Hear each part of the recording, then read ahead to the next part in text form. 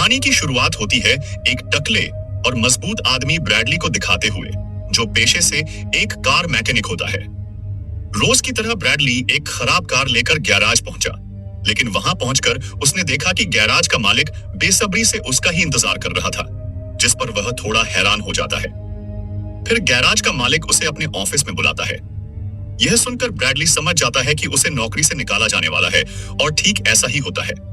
मालिक उससे कहता है कि आजकल गैराज आर्थिक संकट से गुजर रहा है, इसलिए वह कुछ वर्कर्स को मजबूरन निकाल रहा है। लेकिन यह सिर्फ एक बहाना था, क्योंकि ब्रैडली थोड़ा सख्त किस्म का आदमी था, जिसे हटाकर मालिक किसी ऐसे इंसान को काम पर रखना चाहता था जो उसकी चमचागिरी करे। अब क्योंकि ब्रैडली एक सख्त आदमी था, इसलिए वो मालिक से बिना बहस किए लॉकर रूम में जाकर अपना सामान निकालता है और अपनी कार लेकर चुपचाप घर के लिए निकल जाता है। और हाँ दोस्तों, यहीं से ब्रैडली की जिंदगी का डाउनफॉल शुरू होता है, जो सीधा कहानी के अंत तक उसके साथ चलता है और उसी के साथ खत्म होता है।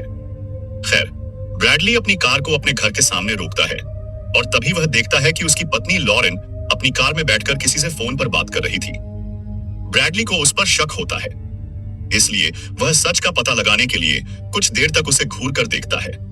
और जब उसे यकीन हो जाता है, तो वह तुरंत ही लॉरेन के पास जाता है और उससे कार का गेट खोलने को कहता है। उसकी पत्नी कहती है, आज बड़ी जल्दी काम से आ गए। तभी ब्रैडली उसके गले पर किसी के होंठों के निशान देख लेता है और लॉरेन से कहता है, अपना फोन दो मुझे। लेकिन लॉरेन उसे फोन देने से मना कर देती है, जिस पर ब्रैडली उससे उसका फोन छीन लेता है और उसका शक सही निकलता है। वह किसी पराये मर्द के साथ फोन पर बात कर रही थी। ब्रैडली गुस्से में लॉरेन को घर के अंदर जाने के लिए कहता है। लॉरेन कहती है, मेरी बात तो सुन लो। ब्रैडली चिल्लाकर कहता है, मैंने कहा घर के अंदर जाओ।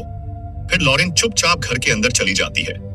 अब वैसे ही उसे कुछ देर पहले काम से निकाल दिया गया था, और अब उसकी पत्नी का चक्कर, इसे लेकर वो और भी ज्यादा परेशान हो चुका था। इसलिए उसने अपना सारा गुस्सा लॉरेन की कार पर निकालना शुरू कर दिया। हाँ, वो इतना ज्यादा गुस्से में था कि उसे पता ही नहीं लगा कि कब उसके हाथ बुरी तरह से जख्मी हो गए। इसके बाद